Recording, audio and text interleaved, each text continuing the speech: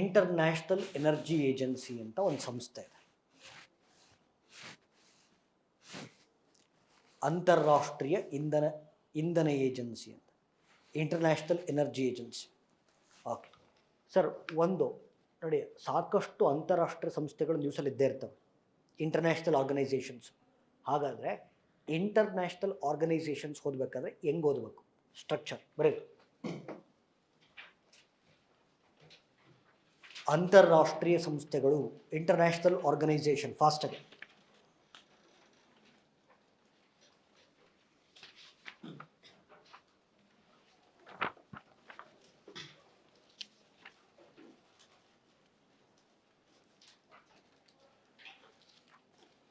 Listen. International organisation, ಅಂತಾರಾಷ್ಟ್ರೀಯ ಸಂಸ್ಥೆಗಳು. First name, ಹೆಸರು ಬೇಗ ಬೇಗ ಬರೀರಿ. ಎರಡನೇದು ಸ್ಥಾಪನೆಗೊಂಡ ವರ್ಷ, ಎಸ್ಟಾಬ್ಲಿಷ್ಡ್ ಇಯರ್. ಸ್ಥಾಪನೆಗೊಂಡ ವರ್ಷ, ಎಸ್ಟಾಬ್ಲಿಷ್ಡ್ ಇಯರ್. ಮೂರನೇದು ಹೆಡ್ ಕ್ವಾರ್ಟರ್ಸ್, ಪ್ರಧಾನ ಕಚೇರಿ. ನಾಲ್ಕನೇದು ಆಬ್ಜೆಕ್ಟಿವ್,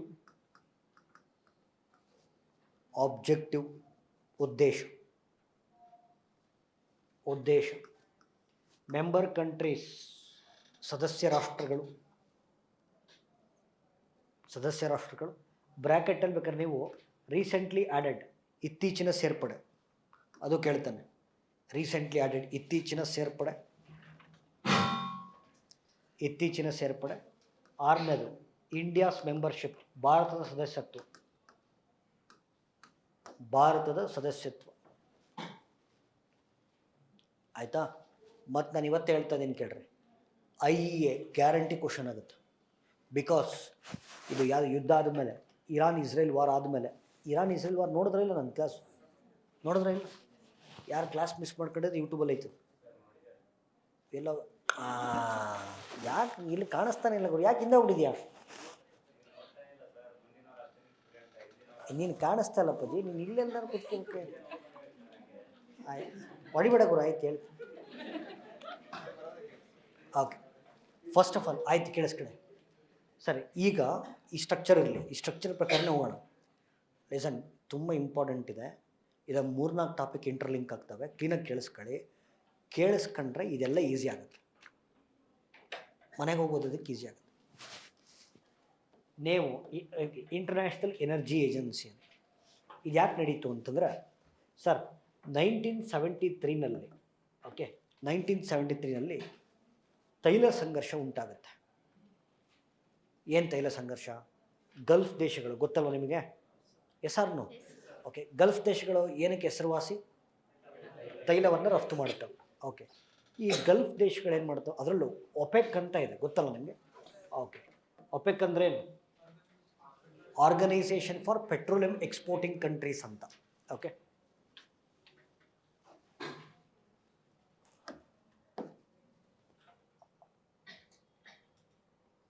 ಒಪೆಕ್ನ ಪ್ರಧಾನ ಕಚೇರಿ ಎಲ್ಲಿದೆ?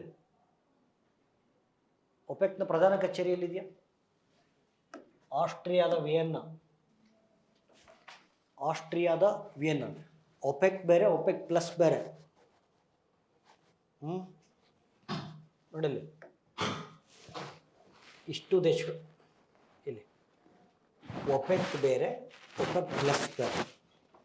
ಇವು ಒಪೆಕ್, ಇವೆಲ್ಲ ಸೇರ್ಕೊಂಡ್ರೆ OPEC plus. Okay, OPEC plus ಒಳಗಡೆ ಒಪೆಕ್ ಇರುತ್ತೆ ಮತ್ತು ಬೇರೆ ಇರ್ತವೆ, ಎರಡು ಸೇರ್ಕೊಂಡು ಒಪೆಕ್ ಪ್ಲಸ್. ಇಂಡಿಯಾ ಒಪೆಕ್ಕಲ್ಲೂ ಇಲ್ಲ, ಒಪೆಕ್ ಪ್ಲಸ್ಸಲ್ಲೂ ಇಲ್ಲ.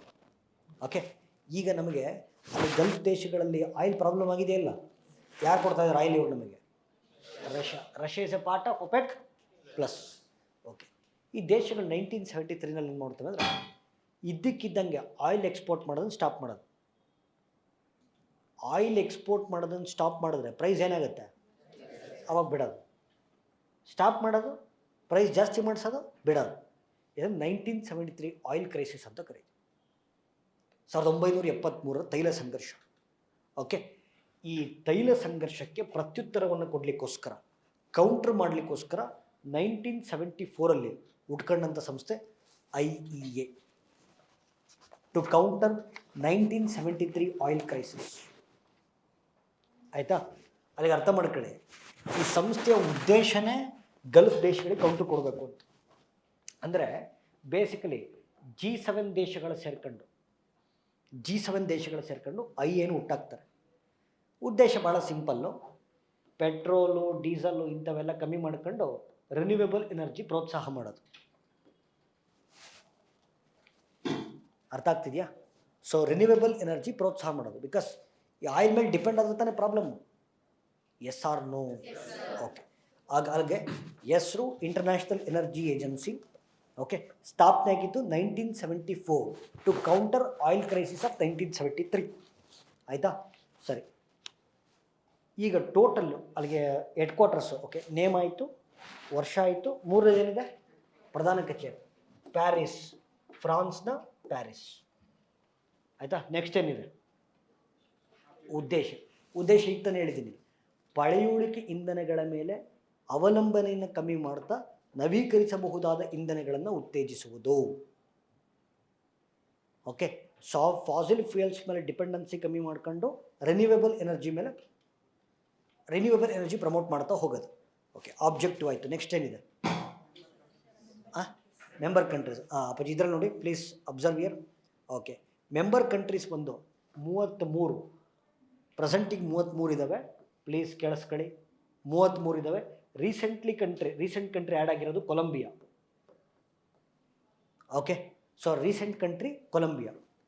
ಓಕೆ, ಈಗ ಕೇಳಿಸ್ಕೊಳ್ಳಿ, ಮುಂಚೆ ಒಂದು ರೂಲ್ ಇತ್ತು, ಯಾರಾದರೂ ಇಂಟರ್ನ್ಯಾಷನಲ್ ಎನರ್ಜಿ ಏಜೆನ್ಸಿ ಮೆಂಬರ್ಶಿಪ್ ಪಡಿಬೇಕು ಅಂತಂದರೆ ಅವರು OECD ಅಂತ ಒಂದು ಒಕ್ಕೂಟ ಇದೆ. ಹಿಂಗಂದ್ರೇನು ಹೇಳ್ತೀನಿ. OECD ಒಕ್ಕೂಟದಲ್ಲಿ ಮೆಂಬರ್ಶಿಪ್ ಇದ್ದರೆ ಮಾತ್ರ ಇದಕ್ಕೆ ಮೆಂಬರ್ಶಿಪ್ ಕೊಡ್ತಾಯಿದ್ರು. ಆಯಿತಾ? OECD ಅಂತಂದರೆ organization for economic cooperation and development ಅಂತ. OECD ಒಕ್ಕೂಟದಲ್ಲಿದ್ದರೆ ಮಾತ್ರ ಇದೆಲ್ಲ ಮೆಂಬರ್ಶಿಪ್ ಕೊಡ್ತಾಯಿದ್ರು. ಬಟ್ ಇತ್ತೀಚೆಗೆ ಎಲ್ರಿಗೂ ಕೊಟ್ಬಿಟ್ಟಿದ್ದಾರೆ. ಓಕೆ, ಎಲ್ರಿಗೂ ಕೊಟ್ಬಿಟ್ಟಿದ್ದಾರೆ. ಪ್ರೆಸೆಂಟ್ 33 ಕಂಟ್ರೀಸ್ ಇದ್ದಾವೆ. ಅದರಲ್ಲಿ 33ನೇದು ಬಂದು ಕೊಲಂಬಿಯಾ. ಓಕೆ, ನೆಕ್ಸ್ಟ್ ಏನಿದೆ? India's membership. Listen to me, India's membership ಏನು ಅಂತ. ಸರ್, ಭಾರತ ಇದರಲ್ಲಿ ಕಾಯಂ ಸದಸ್ಯತ್ವವನ್ನು ಹೊಂದಿಲ್ಲ, ಅಂದರೆ ನಾವು ಪರ್ಮನೆಂಟ್ ಮೆಂಬರ್ ಅಲ್ಲ. ಮತ್ತೇನು ಮಾಡಿದ್ದೀವಿ? 2017ರಲ್ಲಿ ಅಸೋಸಿಯೇಟ್ ಮೆಂಬರ್ಶಿಪ್, ಸಹಾಯಕ ಸ್ಥಾನಮಾನವನ್ನು ಹೊಂದಿದ್ದೀವಿ. ನೀವು ಪರ್ಮನೆಂಟ್ ಮೆಂಬರ್ಶಿಪ್ ತಗೊಂಡ್ರೆ ಅವ್ರು ಏನು ಹೇಳ್ತಾರೋ ಅದನ್ನು ಕೇಳಲೇಬೇಕು. ಅರೆ ಬಾಯ್, ಅವ್ರು ಏನು ಹೇಳ್ತಾರೋ ಅದನ್ನು ಕೇಳಲೇಬೇಕು. ಅದಕ್ಕೆ ನಾವು ಅಸೋಸಿಯೇಟ್ ಮೆಂಬರ್ಶಿಪ್ ತಗೊಂಡಿದ್ವಿ. ಇಂಟರ್ನ್ಯಾಷನಲ್ ಎನರ್ಜಿ ಏಜೆನ್ಸಿಗೆ 13 ಅಸೋಸಿಯೇಟ್ ಮೆಂಬರ್ಸ್ ಇದ್ದಾವೆ, ಅದರಲ್ಲಿ ಭಾರತವು ಕೂಡ ಒಂದು. ಕ್ಲಿಯರಾ? ಓಕೆ, ಸಹಾಯಕ ಸ್ಥಾನಮಾನವನ್ನು ಪಡ್ಕೊಂಡಿದ್ದೀವಿ. ಈಗ ಯಾಕೆ ನ್ಯೂಸಲ್ಲಿದೆ? ನ್ಯೂಸಿಗೆ ಬರೋಣ. ಈಗ ಇಂಟರ್ನ್ಯಾಷನಲ್ ಎನರ್ಜಿ ಏಜೆನ್ಸಿ ಫುಲ್ ನಮಗೆ ಗೊತ್ತಾಯ್ತೀವಿ. ಓಕೆ, ಎಲ್ಲ ನೀವು ಮೀಟ್ ಮಾಡ್ತಿದ್ದರು ಲಾಸ್ಟ್ ವೀಕು. ಕ್ಲಾಸ್ ಆದ್ಮೇಲೆ ಸಿಗೋ. ಸೊ ಎಸ್, ಅಸೋಸಿಯೇಟ್ ಮೆಂಬರ್ಶಿಪ್ಪನ್ನು ಪಡ್ಕೊಂಡಿದ್ದೀವಿ. ಆಯಿತಾ? ಈಗೇನು ಹೇಳ್ತಿದ್ದಾರೆ ಅಂದರೆ, ಸ್ಟ್ರೈಟ್ ಆಫ್ ಹಾರ್ಮೋಸ್ ಕ್ಲೋಸ್ ಆಗಿದೆ. ಸ್ಟ್ರೈಟ್ ಆಫ್ ಹಾರ್ಮೋಸ್ ಗೊತ್ತಿಲ್ವ? ಮಲ್ಟಿಪಲ್ ಟೈಮ್ಸ್ ನ್ಯೂಸಲ್ಲಿದೆ. ಗ್ಯಾರಂಟಿ ಕ್ವಶನ್ ಆಗುತ್ತೆ. ದಯವಿಟ್ಟು ಸ್ಟ್ರೈಟ್ ಆಫ್ ಹಾರ್ಮೋಸ್ನ ಕರೆಕ್ಟಾಗಿ ಓದಿ.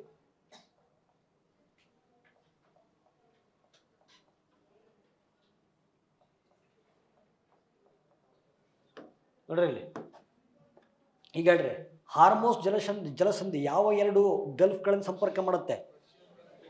ಪರ್ಷಿಯನ್ ಗಲ್ಫ್ ಮತ್ತು ಗಲ್ಫ್ ಆಫ್ ಒಮನ್.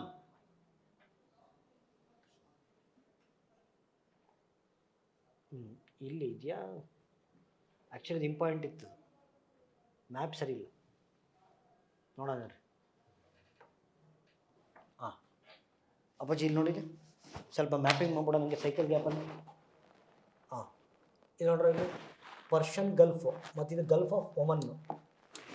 ಆಯಿತಾ? ಪರ್ಷಿಯನ್ ಗಲ್ಫು ಮತ್ತು ಗಲ್ಫ್ ಆಫ್ ಒಮನ್. ಆಮೇಲೆ ಕನ್ಫ್ಯೂಸ್ ಮಾಡ್ಕೊಬಿಡ್ರೆ, ಯಾಕೆ ಅಂದರೆ ಇಲ್ಲಿ ಗಲ್ಫ್ ಆಫ್ ಆ್ಯಡನ್ ಬೇರೆ, ಈ ಆ್ಯಡನ್ನು ಒಮನ್ನು ಎಲ್ಲ ತಲೆಗೆಟ್ಟು ಹೋಗ್ತವೆ. ಸೊ ಪರ್ಷಿಯನ್ ಗಲ್ಫ್ ಮತ್ತು ಗಲ್ಫ್ ಆಫ್ ಒಮನ್ನನ್ನು ಸಂಪರ್ಕಿಸುವಂಥ ಜಲಸಂಧಿ ಯಾವುದು?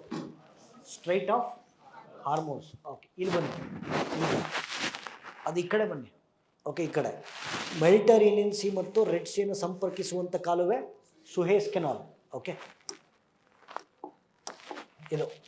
ಇಲ್ಲೊಂದು ಮೆಡಿಟರೇನಿಯನ್ ಸಿ ಮತ್ತು ರೆಡ್ ಸಿಯನ್ನು ಸಂಪರ್ಕಿಸುವಂಥ ಕಾಲುವೆ ಯಾವುದು? ಸುಹೇಸ್ ಕೆನಾಲ್, ಆಯಿತಾ? ಸರಿ, ಮುಂದಕ್ಕೆ ಬರ್ತೀರಾ, ರೆಡ್ ಸಿ ಸಿಗುತ್ತೆ. ರೆಡ್ ಸಿ ಮತ್ತು Gulf of add-on. Okay, red C ಮತ್ತು ಗಲ್ಫ್ ಆಫ್ ಆ್ಯಡನ್ನ ಸಂಪರ್ಕಿಸುವಂಥ ಈ ಜಂಕ್ಷನ್ ಅನ್ನು ಏನಂತ ಕರಿತೀರಾ? ಬಬ್ ಎಲ್ ಮಂಡಬ್. ಬಬ್ ಎಲ್ ಮಂಡಬ್, ಆಯಿತಾ? ಸರಿ, ಈಗ ಎಲ್ಲ ದೇಶ ಕೂಡ ಕೇಳಿಸ್ಕೊಳ್ಳಿ, ಎಲ್ಲ ದೇಶ ಕೂಡ ಈಗ ನಾಳೆ ದಿನ ಪೆಟ್ರೋಲ್ ಸಿಗದೆ ಹೋಗ್ಬಿಟ್ರೆ, ಸಡನ್ನಾಗಿ ಪೆಟ್ರೋಲ್ ಸಪ್ಲೈ ಸ್ಟಾಪ್ ಆಗಿಬಿಟ್ರೆ ಕಷ್ಟ ಆಗುತ್ತೆ. ಅದಕ್ಕೆ ಎಲ್ಲ ದೇಶಗಳು ಕೂಡ ತನ್ನ ದೇಶಕ್ಕೆ ಎಷ್ಟು ಬೇಕೋ ಅಷ್ಟು ಆಯಿಲ್ನ ರಿಸರ್ವ್ ಇಟ್ಕೊಂಡಿರ್ತಾರೆ. ಫಾರ್ ಎಕ್ಸಾಂಪಲ್, ನಾಳೆ ದಿನ ನಮ್ಗೆ ಎಲ್ಲೂ ಸಿಗಲಿಲ್ಲ ಅಂತಂದರೆ ಒಂದು 15ರಿಂದ 20 ದಿನ ನಾವು ದೇಶನ ಆಪ್ರೇಟ್ ಮಾಡ್ಬೋದು. ತೈಲವನ್ನು ಸಂಗ್ರಹಿಸಿ ಇಟ್ಕೊಂಡಿರ್ತೀವಿ. ಅದನ್ನು ಸ್ಟ್ರಾಟಜಿಕ್ ಆಯಿಲ್ ರಿಸರ್ವ್ಸ್ ಅಂತ ಕರೀತಾರೆ. ಏನು ಕರಿತೀವಿ? ಸ್ಟ್ರಾಟಜಿಕ್ ಆಯಿಲ್ ರಿಸರ್ವ್ಸ್ ಅಂತ ಕರಿತೀವಿ, ಆಯಿತಾ? ಸೊ ನಮ್ಮದು ಸ್ಟ್ರಾಟಜಿಕ್ ಆಯಿಲ್ ರಿಸರ್ವ್ಸ್ ಎಷ್ಟಿದೆ ಭಾರತದ್ದು? ಹಾಂ ಸರ್ ಸ್ಟ್ರಾಟಜಿಕ್ ಆಯಿಲ್ ರಿಸರ್ವ್ಸ್ ನಾವು ಎಷ್ಟು ಕಲೆಕ್ಟ್ ಮಾಡಿ ಇಟ್ಕೊಂಡಿದ್ದೀವಿ ಅಂತಂದರೆ 5.33 ಮಿಲಿಯನ್ ಟನ್ಸ್ ಇಷ್ಟು ಆಯಿಲ್ ನಮ್ಮ ಹತ್ರ ಇದೆ, ಆಲ್ರೆಡಿ ಇದೆ. ಇವತ್ತಿಂದ ನಾಳೆ ನಮಗೆ ಆಯಿಲ್ ಸಿಗದೇ ಇಲ್ಲ ಅಂತ ನಾಳೆ ಫುಲ್ ಖಾಲಿ ಆದರೂ ಕೂಡ ಒಂದು ತಿಂಗಳು ನಾವು ದೇಶ ನಡೆಸ್ಬೋದು, ಆಯಿತಾ? ನಮ್ದು ಎಷ್ಟು ಕೆಪಾಸಿಟಿ ಇದೆ, ಅಂಡರ್ಗ್ರೌಂಡಲ್ಲಿ ಆಯಿಲ್ ಇಡ್ತಾರೆ. ಮಂಗಳೂರಲ್ಲಿ ಒಂದಿದೆ, 15 ಕಡೆ ಇದೆ ಇಂಡಿಯಾದಲ್ಲಿ. ಸ್ಟ್ರಾಟಜಿಕ್ ಆಯಿಲ್ ರಿಸರ್ವ್ಸು 15 ಕಡೆ ಇದೆ, ಮಂಗಳೂರಲ್ಲಿ ಒಂದಿದೆ. ಟೋಟಲ್ ನಮ್ಗೆ ಎಷ್ಟು ಕೆಪಾಸಿಟಿ ಇದೆಯೋ ಅದರ 80% ಆಯಿಲ್ನ ನಾವು ಫಿಲ್ ಮಾಡಿ ಇಟ್ಕೊಂಡಿದ್ದೀವಿ. ಎಷ್ಟು ಕೆಪಾಸಿಟಿ ಇದೆಯೋ ಅದರಲ್ಲಿ 80% ಫಿಲ್ ಮಾಡಿ ಇಟ್ಕೊಂಡಿದ್ದೀವಿ. ಈಗ ಈ ಸಂಸ್ಥೆ ಇತ್ತೀಚೆಗೆ ಏನು ಸ್ಟೇಟ್ಮೆಂಟ್ ಕೊಡ್ತು ಅಂತಂದರೆ, ಸ್ಟ್ರೈಟ್ ಆಫ್ ಹಾರ್ಮೋಸ್ ಕ್ಲೋಸ್ ಆಗಿರೋದ್ರಿಂದ ಆಯಿಲ್ ಬೆಲೆ ಏನಾಗ್ತಾ ಇದೆ? ಆಯಿತು, ಆಯಿಲ್ ಬೆಲೆ ಜಾಸ್ತಿ ಆಗ್ತಿದೆ. ಆಯಿಲ್ ಬೆಲೆ ಕಮ್ಮಿ ಆಗಬೇಕು ಅಂದರೆ ಎಲ್ಲ ದೇಶಗಳು ಕೂಡ ತಮ್ಮ ಸ್ಟ್ರಾಟಜಿಕ್ ಆಯಿಲ್ ರಿಸರ್ವ್ಸನ್ನು ಓಪನ್ ಮಾಡಬೇಕು ಅಂತ ಹೇಳಿದ್ರು. ಭಾರತ ಹೇಳ್ತು ನಾನು ಮಾಡಲ್ಲ ಅಂತ.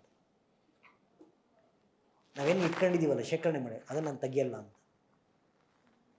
ಬಟ್ ಇವು ಒಳ್ಳೆಯ ಉದ್ದೇಶಕ್ಕೆ ಹೇಳಿದ್ದಾರೆ. ಈ ಎಲ್ಲ ಸ್ಟ್ರಾಟಜಿಕ್ ಆಯಿಲ್ ರಿಸರ್ವ್ಸ್ ಓಪನ್ ಆಯಿತು ಅಂದರೆ ಆಯಿಲ್ ಬೆಲೆ ಏನಾಗುತ್ತೆ? ಕಡಿಮೆ ಆಗುತ್ತೆ. ಬಟ್ ಭಾರತ ಹೇಳ್ತು ನಾನು ಓಪನ್ ಮಾಡಲ್ಲ. ಈಗ ಇಂಟರ್ನ್ಯಾಷನಲ್ ಎನರ್ಜಿ ಏಜೆನ್ಸಿ ಭಾರತಕ್ಕೆ ಫೋರ್ಸ್ ಮಾಡೋಕ್ಕೆ ಬರಲ್ಲ. ಯಾಕೆಂದರೆ Bharat associate member, full time member ಅಲ್ಲ. ಹಾಗಾಗಿ ನ್ಯೂಸಲ್ಲಿ ಎಸ್ ಆರ್ ನೋ? ಓಕೆ.